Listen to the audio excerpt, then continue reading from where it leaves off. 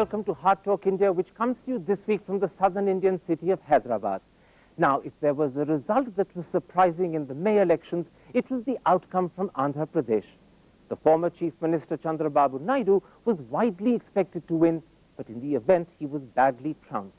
And since then, Andhra Pradesh, which was once regarded as one of India's promising states, is now reinterpreted as a state with major problems. So today, in his first major interview to the foreign media, I shall ask the new Chief Minister, Y.S. Rajashekhar Reddy, how he views his triumph and, much more importantly, how he's going to tackle the serious problems he now has to confront.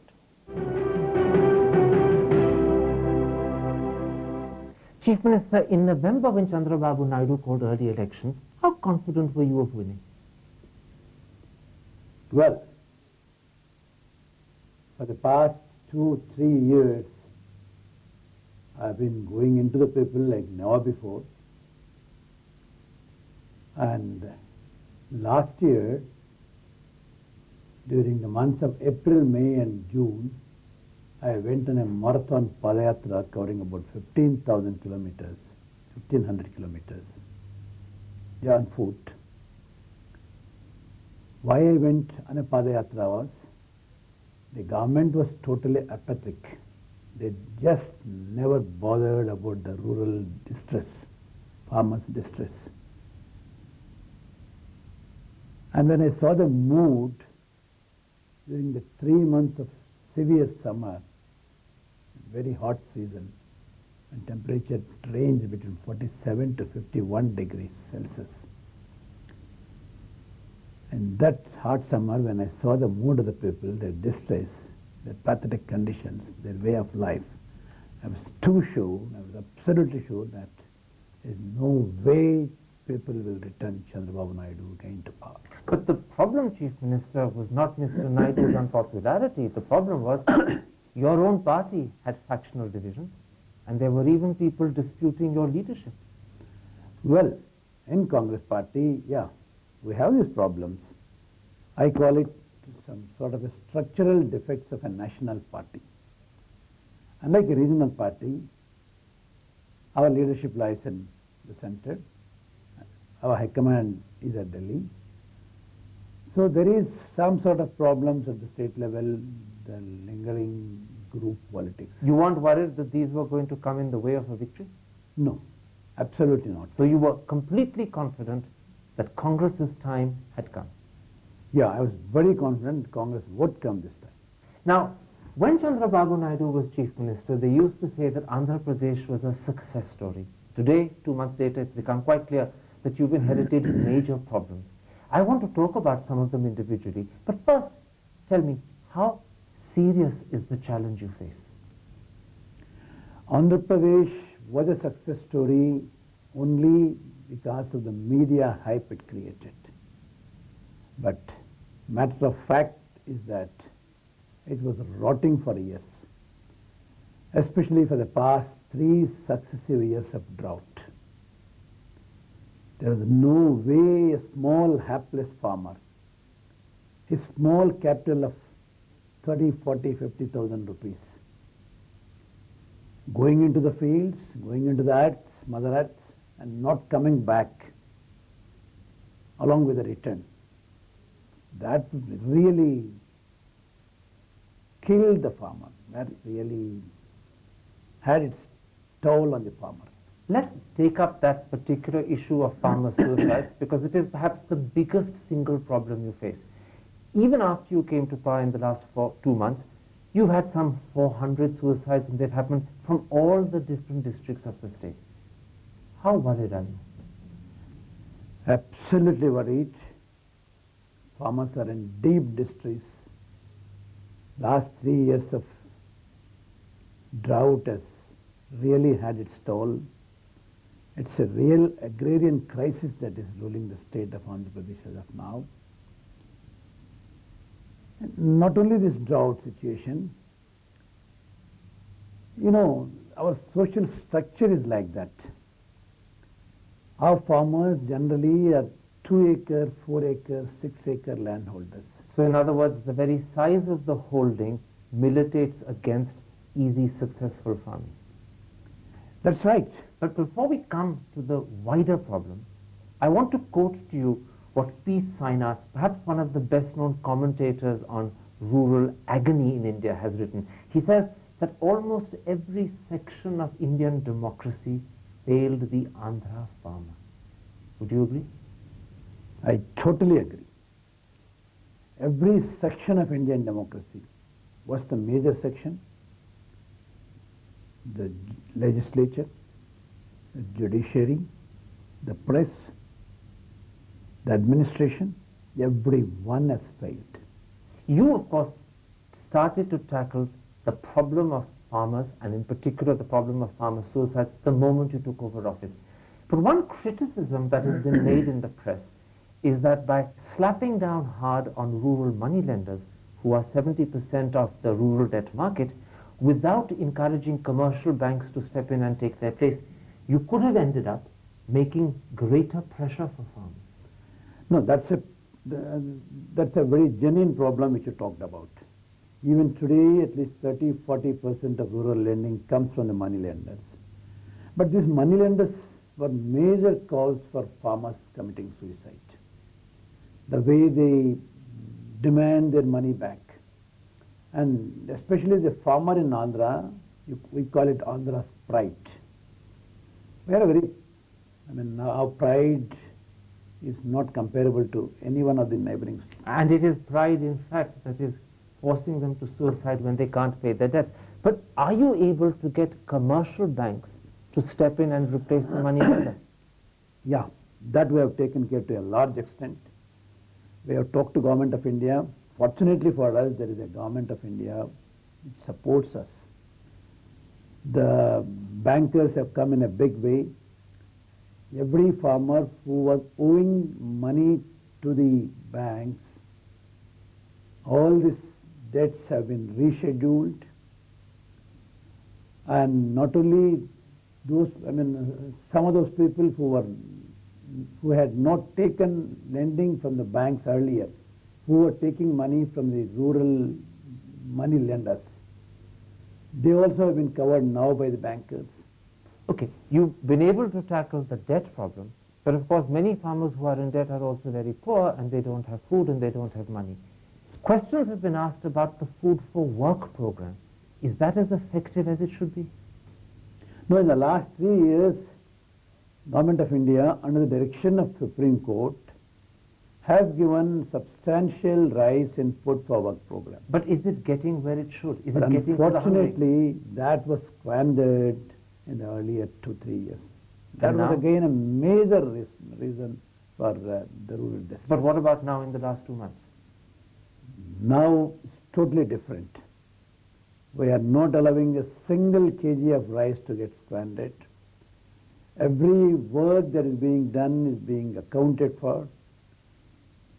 And we will see to it that it runs on very sound lines. So criticism that rice has reached the districts but not reached the hungry people, you say is wrong. It's 100%, that's right, that's the truth. Okay, side by side with farmer suicides is Andhra Pradesh's traditional long-standing problem of drought and water shortage. And in fact, this year, once again, the Meteorological Office is predicting that Rayalaseema and Telangana are going to have 50% deficient rainfall. Yeah, even this year also, though in the month of May, rainfall was good, but June was almost a dry month. And just now, for the past 1 week only, we are getting here and there good showers. But are you able to cater for drought conditions in Rayalaseema and Telangana on top of the farmer suicide that is already taking up your time? Well, in spite of these problems, we'll have to have contingency plans. We are already preparing them. And if rains are not sufficient in the next 1 week or 10 days, we'll go ahead with contingent plans wherein alternate cropping patterns, though little lesser in yield, but will sustain the drought, will be forced into action. And as far as the drought situation is concerned, we are taking it a very big way. both in short-term measures as well as long-term measures. Of course, in the short term, life would be a lot easier for you if you could convince the Congress government in Karnataka to give you more water for the Krishna Delta. Chandrababu Naidu tried and failed. As a congressman yourself, do you think you can succeed? Well, I mean, in spite of a Congress government there, an alliance government there, releasing water is not that easy. We know that. But we are trying to put maximum amount of pressure that is possible from our party, our Prime Minister. And not only that, fortunately for us, the Almaty Dam and Narayanpur Dam, which holds the water in Karnataka, they are almost full. In the next 1 week to 10 days, if the rains, which are doing their reasonable bit in Western Ghats, if they continue like that, I am sure that there is no way Karnataka can withhold water, and water will come to us. Okay, as I said, farmer suicides and water problems are, of course, just two of the issues, but both of them are seen in a wider agrarian Andhra context. Now, 67% of your population depends upon agriculture for their livelihood, and yet the contribution or share of agriculture to your state GDP in the last 10 years has fallen from 25% to just 13%. You are in the middle of a serious agrarian crisis. You're right. How are you going to handle this? The only way is to build a rural economy. Agriculture has to grow. And to make agriculture vibrant, we are doing everything that is possible. The day we came to power, we have announced free power to the farmers. We have written off about 1,300 crore rupees worth of loans. No. The money which was supposed to have been paid by farmers towards their power charges has been written off. Because the farmers for the past 2 3 years could not pay the money. Not only have you written off dues, power dues and other dues, but you have also announced extensive plans to extend irrigation to some 86 lakh acres at 46,000 crore. Yeah, we want to spend in the next 5 to 6 years, 46,000 crores. But Chief Minister, those are planned. Where does the money come from? We are in the process of already borrowing money. You know, just in this year when compared to last year, our income, our expenditure is almost static at about 51,000 crore rupees. But our planned expenditure has gone up by 5,000 crore rupees, though we don't have the full year with us to take care of the budget. But you need to borrow. The problem is many of the sources from whom you can borrow, like the World Bank, are going to be annoyed by your power write-offs. No, in spite of power dues getting written off and we giving free power to farmers, World Bank is coming forward. Okay, they may not be too willing to use structural adjustment loans, but they are willing to give other loans like urban poverty alleviation programs and things like that. Now, of course, one of the problems you face is that agriculture is not as remunerative, it is not paying as much to farmers as it used to earlier. Are you prepared to create non-farm jobs in the countryside so that new inputs into livelihood other than agriculture in rural Andhra can be created? Yeah, agriculture alone is not the answer. No doubt that we'll have to see to it that better remunerative prices are got to agriculture. The productivity of the soil is increased. You know one thing, India happens to be, I'm not talking only about Andhra Pradesh. India as such is the second largest producer of rice, is the second largest producer of wheat, but productivity wise, we are 54 and 34 respectively. So in other words, you're saying if properly tackled, this agrarian crisis in Andhra can be resolved. Yeah, productivity, per acre productivity has to go up. But can you do it in the 5 years you have? This, we are definitely intending to do that. The problem is that it happens at the same time as an industrial crisis as well, because in urban Andhra in the last 5 years, 100,000 small units have closed down and some 15 lakh people have been thrown out of jobs. Can you handle the two crises together? Agriculture and industry are together. When there is an agriculture crisis, there is also an industrial crisis. You know, in the past 10 years in India, especially in Andhra Pradesh, we could not produce more and many industries have gone sick. Lakhs of workers have come onto the street. So you're saying when you regenerate one, you will automatically regenerate the other? That's it. You know, agriculture, if only it's more remunerative, the industry produces goods, where it will have to be sold, either it will have to be exported or it will have to be sold in the Indian market or in the state's market. Now, of course, there is one area of Andhra industry that was doing well, information technology. People are a little scared that because of Chandrababu Naidu and the fact that he staked so much on it and lost, you might ignore information and technology. Absolutely not. It's a priority? Absolutely not. It is. It will get its priority what it was getting earlier. The same level of priority? Whatever it was getting earlier, the same level of priority IT sector will get, biotechnology will get. You won't downgrade it for political reasons? Absolutely not. You are as committed to IT as you are to the agrarian crisis, as you are to manufacturing and small scale units? 100% we are committed to the growth of IT in the state. We are committed to all the other industrial growth. All right. It's not just, of course, farmers and industry that take up your time. You have also reached out to two specific sections of the Andhra state community. The first is the Muslim community. Yeah. You've announced a 5% reservation policy for them. But why for the whole community? Why not just for specific targeted sections? You know, Muslims by and large are a very backward community. The amount of education they have, the amount of wealth they have, it's very marginal.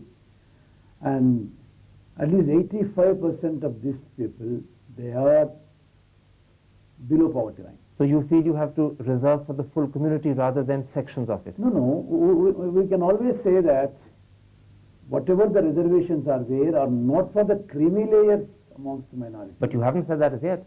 No, we are forming the rules.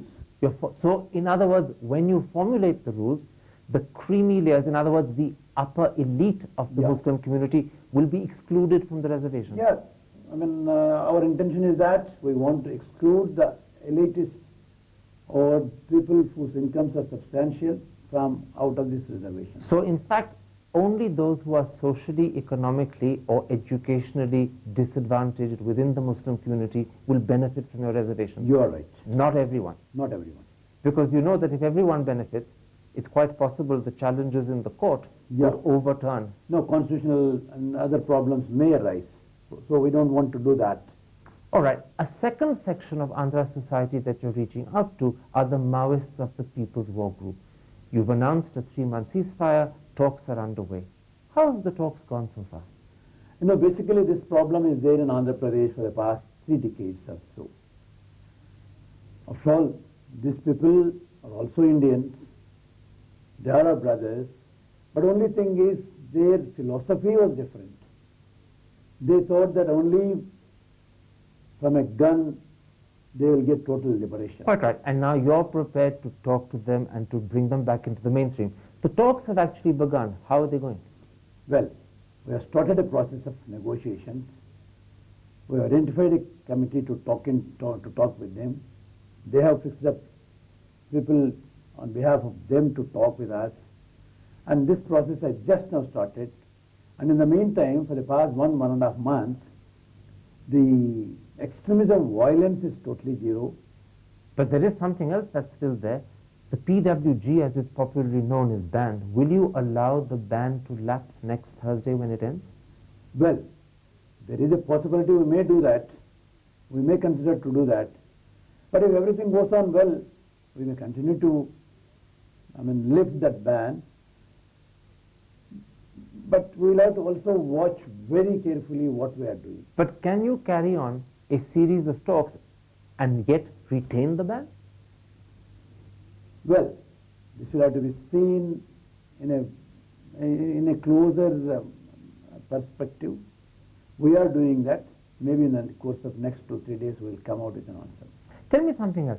Of course, PWG, or Nakshal violence as it's broadly called, stretches from Andhra all the way to Nepal, covering 9 states and 55 districts. Yeah. Can you really tackle it locally in Andhra rather than nationally? No, it's not only an Andhra problem, as you very rightly say. So shouldn't there be a national approach? We are in touch with other states. We are in touch with Government of India in this. But at the moment, Andhra is taking the lead. Yeah. Other states aren't following. Andhra has taken the lead. The other states also announced that they will also follow. And we are keeping all the concerned informed about it. Somewhere something has to start. That's very true, but are you worried that if you start in this manner, it's possible that during the cessation of hostilities, the PWG may choose to rearm or regroup? After all, many people said they did that in 2002 when the last ceasefire happened. Yeah. That sort of dangers are there. It's not that they are not there. But whatever the period that is available, that's available also to the government. We also can go wherever we were not going earlier to the people, make them part of development, give them more of employment. In other words, you're saying, Chief Minister, everything that the PWG can try and do during this 3-month period, the government can do as well. Yeah, the government can do better. Our resources are more. And you can also retrain and regroup if need be. We can all do all that. There's absolutely no problem about it. Now, Chief Minister, you come to power at a time when the demand to carve out a separate Telangana state from within the existing boundaries of Andhra is perhaps at its strongest. Do you think this is a justified demand? Well, you don't ask me a personal question or my personal opinion, I'll not be able to say right now. I am asking you as Chief Minister of Andhra. Yeah, as a Chief Minister of Andhra, more important thing is the development of the state. We are doing everything in that direction. The packages they have asked for, the irrigation projects they have asked for, every backward area, including Telangana, is getting in our dispensation. It sounds as if you're hoping that if you develop Telangana properly, the demand will disappear. Well, to the best of my understanding, the demand was there because there was no development. The demand was there because the agrarian rural masses in the backward area have been totally driven to despair. Well, if things do develop and if they can see in their own wisdom that they are developing better in an integrated state, in a bigger way, in a better way, why? Fine, things may improve. Chief Minister, thank you very much for talking to Hardtalk India. Thanks a lot, Mr. Thappad.